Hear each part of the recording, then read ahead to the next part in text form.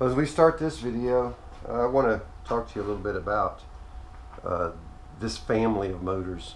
This family of motors made by Chrysler Dodge Jeep. I think it was actually co-designed with Mitsubishi, and they also have a version of this motor in their vehicles from certain years. This motor was called the PowerTech series.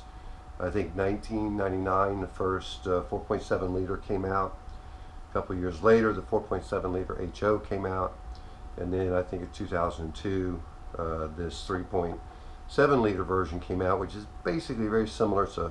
It's a 4.7 missing 2 pistons, but because it's 6 pistons, 6 cylinders instead of 8, that's why it requires the counter-rotating balance shaft that goes into this motor, which is probably the biggest difference, short of missing 2 cylinders. This family of motors, I got a little trouble with a guy on YouTube when I built the 4.7 HO, because he said I didn't cover the select bearing requirement for this motor, and the answer is I didn't, because certain of these motors require select bearings and certain of them require just a standard set of equivalent bearings. The 4.7 liter HO does not require select bearings, so then you go buy a bearing set, and that set of bearings fits that motor, should fit that motor, and should fit it correctly. The 4.7 liter PowerTech and then the 3.7 liter PowerTech, they have what's called select bearings. I don't exactly understand why they have select bearings, but they do. And basically select bearings means that you can have a different bearing at every journal. They denote the bearings based on a series of letters. There's I'm not exactly sure how many. I know there's an S. There's S's, T's, U's. At a minimum, there may be more or less. I'm not sure. This particular motor, see if we can get it where you can see it, had on the reluctor ring, the camshaft or the crankshaft position target ring, whatever you want to call it, had this particular motor shows T, T, T, and S. So that's from the front of the motor to the rear. 4 journal positions for the crank, 1, 2, 3, and 4. So this motor specifies T, T, T, and S bearings.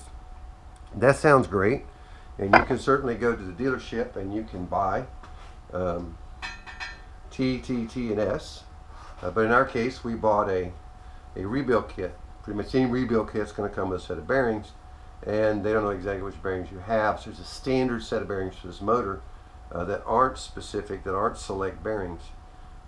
If you were to go to one of the major retail parts outlets in your area, and you say, I need a set of main bearings for this very motor, for that very car, they're going to say, oh yeah, no, we've got a set of bearings. Those set of bearings will be just like the ones we got, and they're not going to be select. So what do you do exactly? If you go to the dealership, you can buy T, T, T, and S, and they're also specified T position 1 and 3, and T in position 2 and 4, and it's really strange, but you can go and specify it, and it's about 25 bucks per bearing. That's $100 worth of bearings sitting right there, and darn, I already bought a set of bearings. So do I need to go buy a T, T, T, and an S, or can I use the stock bearings that came with the rebuild kits, identical to the bearings that you would get at a major parts outlet if you ask for bearings for this motor? It's just an odd disconnect. The parts world says, one bearing fits all, and the manufacturer says, oh no, you need a T, T, T, and an S in this particular box case. So what are we going to do? Well, I'm going to tell you what I'm going to do. We're going to go ahead and assemble this with the bearings that it had, and we're going to plastic gauge and see if we happen to be within spec for this block using the bearings that came with the kit. I don't want to cheap out, but I also question the need. So let's go see if that need is real. Here's a main bearing. This is the one I just took it out of number 1 there to show you. It is notched, and there's a tab, and then also there's a notch here in the block, and of course the oil hole which goes over the oil hole in the block that tells you which is the bottom and which is the top. Now the top bearings for this motor I've already set into, I guess that would be the bottom, excuse me. Now the bottom bearings for this motor already set into the bed plate. There's nothing revolutionary about those. You'll also notice I didn't cover it, but I did install the freeze plugs. Pretty straightforward. The only thing I would add on freeze plug install is I'm particularly fond of this gooey stuff called gasket shellac for freeze plugs. It does lubricate the installation, it does seal a bit, and just helps minimize the risk of a leaking freeze plug later. Anyway, so what I'm going to do is we're going to go ahead and plastic gauge. We're going to go ahead and install this crank. And then we're going to plastic gauge it. I quit talking for a second because I went to get my plastic gauge. So we're going to go ahead and plastic gauge this install with the stock rods, the stock bearings that come with our kit. And we're going to see how close are we, how do we meet up with the expectations of the specification for this motor. Are we close or are we way off? We'll see.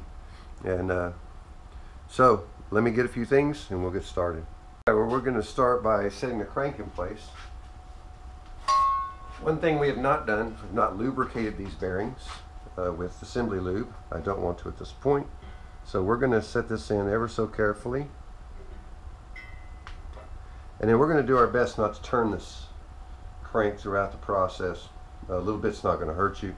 Don't mishear me, but I just like to not rotate it without some lubrication in case there's just the smallest bit of something in there that might cause us grief. If you've never used plastic gauge, I'll show you. This is how it comes. It's in a paper strip. You cut it to the length you require.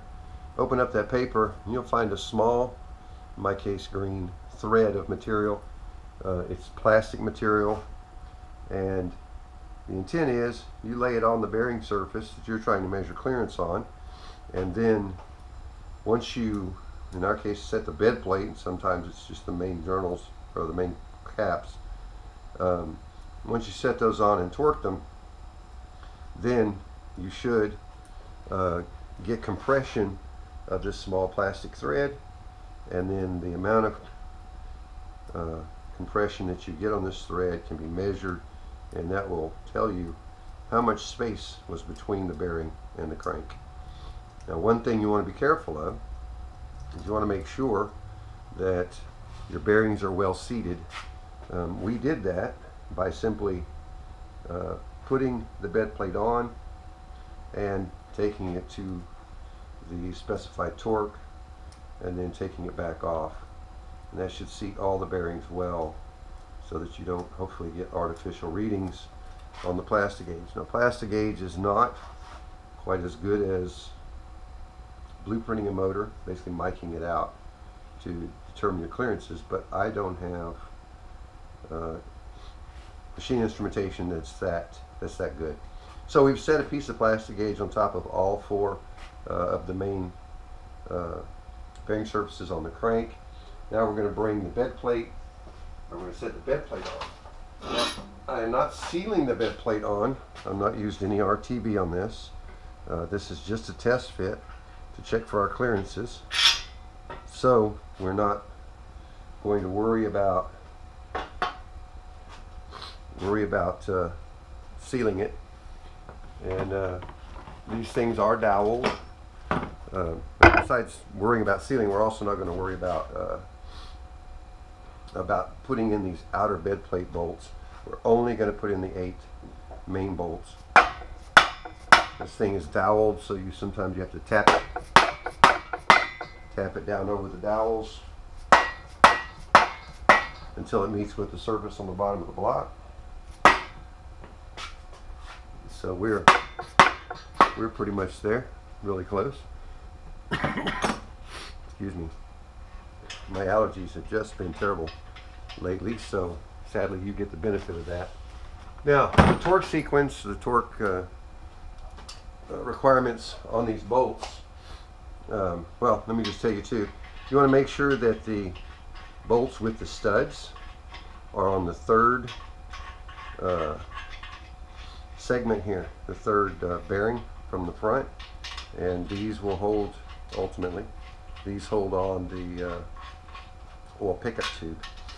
So I'd like to take these all down to hand tight, and then the torque requirement is hand tight, then in sequence go to 5 foot-pounds, and then take each one of them 90 degrees beyond 5 foot-pounds. These are not torque to yield bolts. Certain bolts have that similar angle pattern requirement are torque to yield. Some of them are just torque plus an angle. These are just torque plus an angle. They are not torque to yield.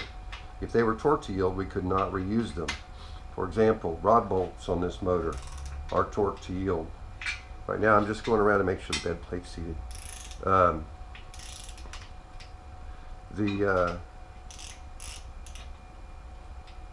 We'll come back and check everything here in a minute. These are not torque to yield. If they were, you have to replace them. Head bolts on this motor, torque to yield, they must be replaced every time. Rod bolts on this motor, torque to yield, they need to be replaced every time. So be sure and check those things before you make commitments about reusing bolts. If it's torque plus an angle, it is sometimes torque to yield, and it is sometimes not torque to yield.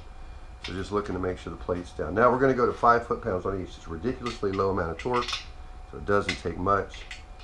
Also, just for your information, I printed out the torque diagram, which gives you the torquing sequence for this motor.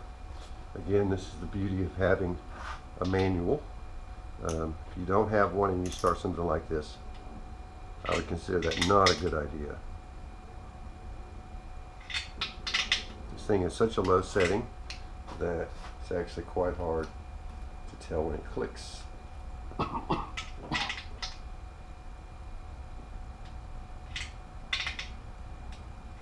Alright, that's 1, that's 2, here's 3, and 4. They're moving just a touch, not much. 5, 6, 7, and 8. Now, obviously this is not the torque sequence when you're putting on all the bed plate bolts. This is only the torque sequence when you're using these 8 mains. So then we're going to use my extended 1/2-inch breakover, which I love, breaker bar, and we're going to start here, and the goal is 90 degrees. So from here to here, I do not use an angle gauge. 90 degrees is not a hard one to figure out. And 90 into here. There's 90. And number 3.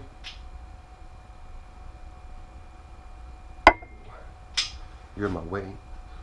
Here's 90. And then 90 here.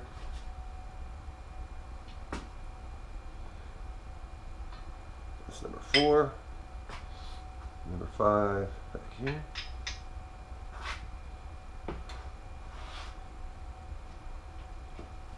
And number 6.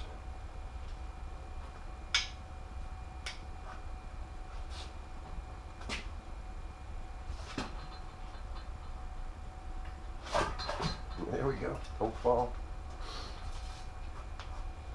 And then number 7 is here. There you go. There's here. And then number 8.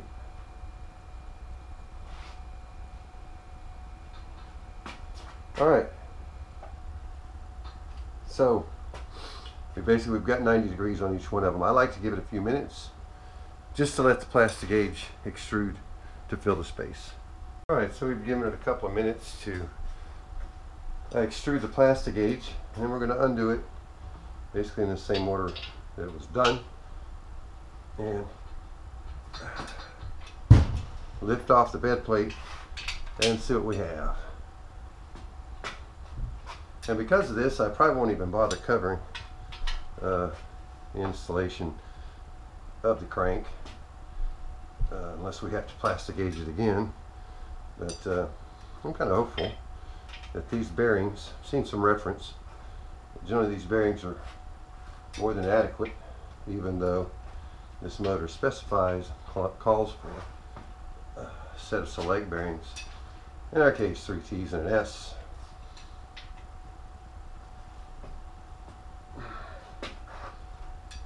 Yeah, I hate to have to go spend $100 of this young man's money when we have a set of bearings sold to fit this motor at trying to be frugal, but at the same time be wise.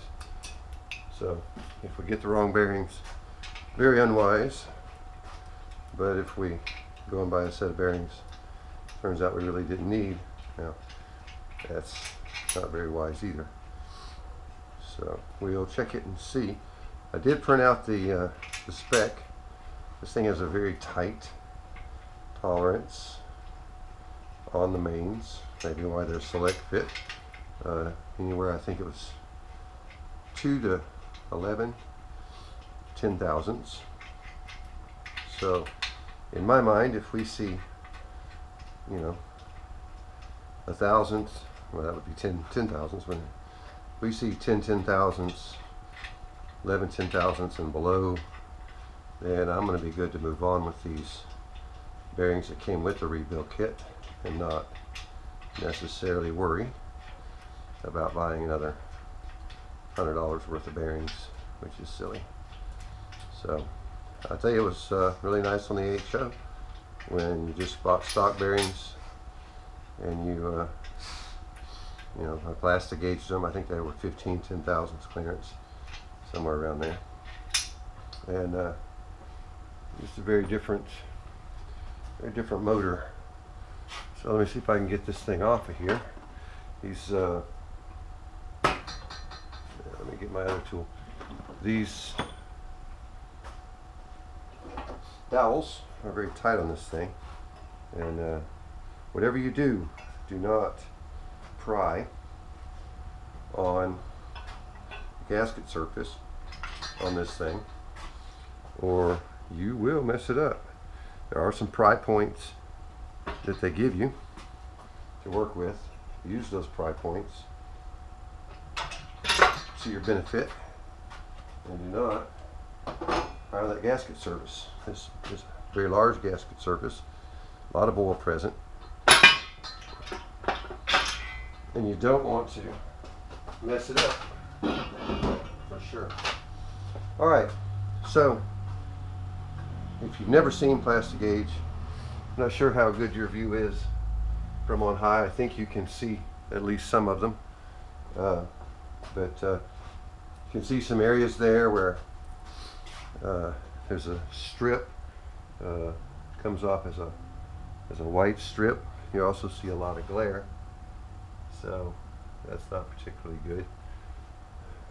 So let me, what we do is we take this plastic gauge and we compare these segmented widths right here, and if you look, they go anywhere from, ooh, my eyes, that's in millimeters. Just turn it over, there you go. In inches, it goes anywhere from 1,000th or 10 10,000ths, 15 10,000ths, and up to 2 and 3,000ths. So if I lay this gauge up against here, we have a very distinct there, 1 mil, or I mean, yeah, 1,000. This is actually a little less than 1,000, so, or less than 10,000. Let's go there. It's talking 10,000. This one's right at 10,000. This one back here, also right at, if not slightly over 10,000, or under, excuse me. So basically what we're seeing is that the range given, I'll show it to you here. Nope, that's pistons. Let me get the right page here. There we go. The crankshaft bearing clearance anywhere from 2 10,000ths to 11 10,000ths. And what we're seeing with plastic gauge is that they're all right at 10 10,000ths or less in some cases. And what that says to me is that these bearings, to me, spec, are more than adequate, and don't see us going to get select bearings when the stock bearings are good. So be aware, these motors do have a select bearing build on them. You'll note on the tone ring, or the reluctor wheel, whatever you want to call it, for the camshaft sensor, crankshaft sensor, which bolts behind this counterweight right here. If you look on it, you'll see a series of 4 on the 3.6 liter, 7 liter. You'll see a series of 4, and on the 4.7 you'll see a series of 5 letters. And those letters reference select bearings. In our case, the bearings that came with our set, I believe from this measurement, are more than adequate.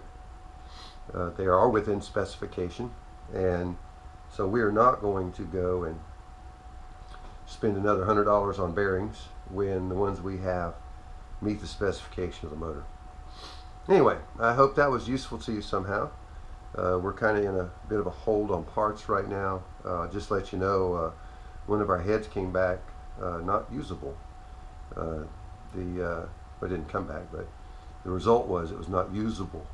The goofy things, they're aluminum heads, we knew that, but I was always under the assumption they probably had steel bearings for the cam. In fact, they don't.